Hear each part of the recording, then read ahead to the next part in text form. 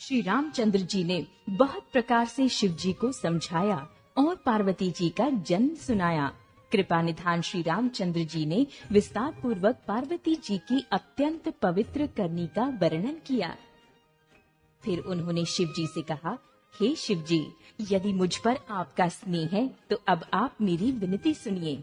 मुझे ये मांगे दीजिए कि आप जाकर पार्वती के साथ विवाह कर लें। शिव जी ने कहा, यद्यपि ऐसा उचित नहीं है, परंतु स्वामी की बात भी मेटी नहीं जा सकती। हे नाथ, मेरा यही परम धर्म है कि मैं आपकी आज्ञा को सिर पर रखकर उसका पालन करूं। माता पिता, गुरु और स्वामी की बात को बिना ही विचारे शुभ समझकर करना मानना चाहिए। फिर आप तो सब प्रकार से मेरे परम हितकारी हैं। हे नाथ, आपकी आज्ञा मेरे सिर पर है। शिव जी की भक्ति, ज्ञान और धर्म से युक्त वचन रचना सुनकर प्रभु रामचंद्र जी संतुष्ट हो गए। प्रभु ने कहा, हे हर, आपकी प्रतिज्ञा पूरी हो गई। अब हमने जो कहा है उसे हृदय में रखना। इस प्रकार कहकर श्री रामचंद्र जी अंतर ध्यान हो गए। शिव जी ने उनकी वो मूर्ति अपने हृदय में रख ली। उसी समय सप्तऋषि शिव जी के पास आए। प्रभु महादेव जी ने उनसे अत्यंत सुहावने वचन कहे। आप लोग पार्वती के पास जाकर उनके प्रेम की परीक्षा लीजिए और हिमाचल को कहकर उन्हें पार्वती को लिवा लाने के लिए भेजिए तथा पार्वती को घर भिजवाइए और उनके संदेहों को दूर कीजिए। ऋषियों ने वहां जाकर पार्वती को कैसी देखा, मानो मूर्तिमान तपस्या ही हो। मुनि बोले, हे शैल कुमारी, सुनो, तुम किस लिए इतना कठोर तप कर रही हो? तुम किसकी आराधना करती हो और क्या चाहती हो? हमसे अपना सच्चा भेद क्यों नहीं कहती? पार्वती ने कहा, बात कहते मन बहुत सकुचाता है। आप लोग मेरी मूर्खता सुनकर हंसेंगे। मन में हठ पकड़ लिया है, वो उपदेश नहीं सुनता और जल पर दीवार उठाना चाहता है। नारद जी ने जो कह दिया उसे सत्य मानकर मैं बिना ही पंख के उड़ना चाहती हूँ।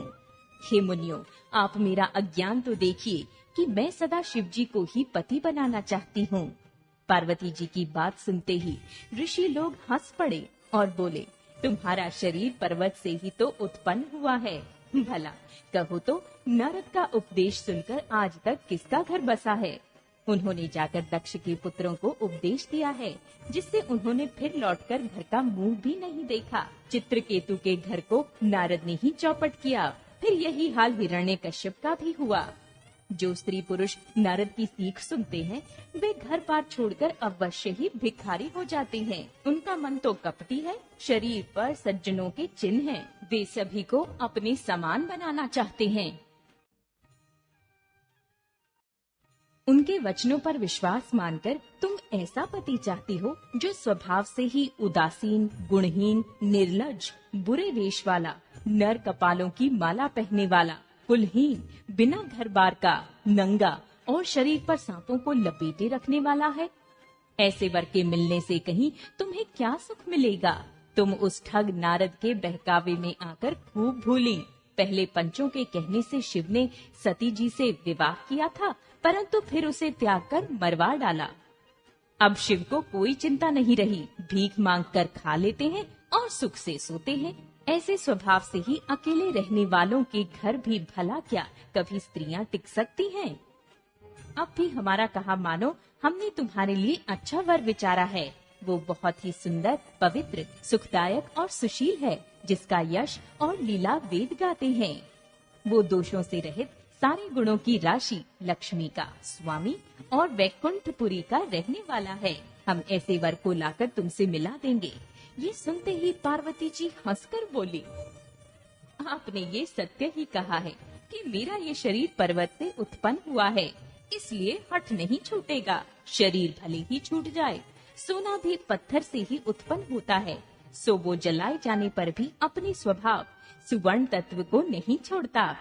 अतः मैं नारद जी के वचनों को नहीं छोड़ूंगी, चाहे घर बसे या उजड़े। इससे मैं नहीं डरती। जिसको गुरु के वचनों में विश्वास नहीं है, उसको सुख और सिद्धि स्वप्ने में भी सुगम नहीं होती। माना कि महादेव जी अवगुणों के भवन हैं और विष्णु समस्त सगुणों के धाम हैं। पर जिसका मन जिसमें रम गया उसको तो उसी से काम है। हे मुनीश्वरों, यदि आप पहले मिलते तो मैं आपका उपदेश सिर माथे रखकर सुनती, परंतु अब तो मैं अपना जन्म शिव जी के लिए हार चुकी। फिर गुण दोषों का विचार कौन करे?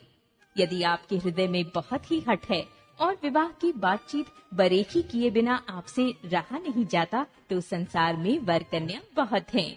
खिलवाड़ करने वालों को आलस्य तो होता नहीं, और कहीं जाकर कीजिए। मेरा तो करोड़ जन्मों तक यही हठ रहेगा कि या तो शिव जी को वरूंगी, नहीं तो कुमारी ही रहूंगी। स्वयं शिव जी 100 बार कहें तो भी नारद जी के उपदेश को नहीं छोड़ूंगी। जगजननी पार्वती जी ने फिर कहा कि मैं आपके पैर पड़ती हूँ, आप अपने घर जाइए, बहुत देर हो गई। शिव जी में पार्वती जी का ऐसा प्रेम देखकर ज्ञानी मुनि बोले, हे जगजननी, हे भवानी, आपकी जय हो, जय हो। आप माया हैं और शिव जी भगवान हैं। आप दोनों समस्त जगत के माता पिता हैं। ये कहकर मुनि पार्वती जी के चरणों में सिर नवाकर चल दिए। उनके शरीर बार बार पुलकित हो रहे थे।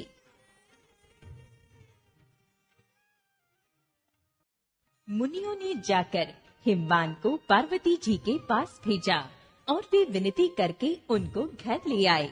फिर सप्तऋषियों ने शिव जी के पास जाकर उनको पार्वती जी की सारी कथा सुनाई। पार्वती जी का प्रेम सुनते ही शिव जी आनंद मग्न हो गए। सप्तऋषि प्रसन्न होकर अपने घर ब्रह्मलोक को चले गए। तब सुजान शिव जी मन को स्थिर करके श्री रघुनाथ जी का ध्यान करने लगे। उसी समय तारक नाम का असुर हुआ, जिसकी भुजाओं का बल, प्रताप और तेज बहुत बड़ा था। उसने सब लोक और लोकपालकों को जीत लिया। सब देवता सुख और संपत्ति से रहित हो गए। वो अजर अमर था, इसलिए किसी से जीता नहीं जाता था। देवता उसके साथ बहुत तरह की लड़ाइयां लड़कर हार गए। तब उन्होंने ब्रह्मा जी के पास जाकर पुकार मचाई। ब्रह्मा जी ने सब देवताओं को दुखी देखा। ब्रह्मा जी ने सबको समझाकर कहा, इस दैत्य की मृत्यु तब होगी जब शिव जी के वीर्य से पुत्र उत्पन्न हो। इसको युद्ध में वही जीतेगा। मेरी बात सुनकर उपाय करो, ईश्वर सहायता करेंगे और काम हो जाएगा। सती जी ने जो दक्ष के यज्ञ में देह का त्याग किया था, उन्होंने अब हिमाचल के घर जाकर जन्म लिया है।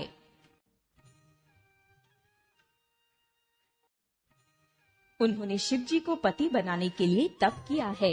इधर शिव जी सब छोड़ छाड़ कर समाधि लगा बैठे हैं। यद्यपि है तो बड़े असमंजस की बात, तथापि मेरी एक बात सुनो। तुम जाकर कामदेव को शिव जी के पास भेजो। वो शिव जी के मन में क्षोभ उत्पन्न करें, उनकी समाधि भंग करें। तब हम जाकर शिव जी के चरणों में सिर रख देंगे और जबरदस्ती उन्हें राजी करके विवाह करा देंगे। इस प्रकार से भले ही देवताओं का हित हो, और तो कोई उपाय नहीं है। सबने कहा, ये सम्मति बहुत अच्छी है। फिर देवताओं ने बड़े प्रेम से स्तुति की। तब विषम 5 बाण धारण करने वाला और मछली के चिन्ह युक्त ध्वज वाला कामदेव प्रकट हुआ। देवताओं ने कामदेव से अपनी सारी विपत्ति कही। सुनकर कामदेव ने मन में विचार किया और हंसकर देवताओं को यूं कहा कि शिव जी के साथ विरोध करने में मेरी कुशल नहीं है। तथापि मैं तुम्हारा काम तो करूंगा, क्योंकि वेद दूसरों के उपकार को परम धन कहते हैं। जो दूसरों के हित के लिए अपना शरीर त्याग देता है, संत सदा उसकी बड़ाई करते हैं। यूं कह और सबको सिर नवाकर कामदेव अपने पुष्प के धनुष को हाथ में लेकर वसंतादि सहायकों के साथ चला। चलते समय कामदेव ने हृदय में ऐसा विचार किया कि शिव जी के साथ विरोध करने से मेरा मरण निश्चित है। तब उसने अपना प्रभाव फैलाया और समस्त संसार को अपने वश में कर लिया।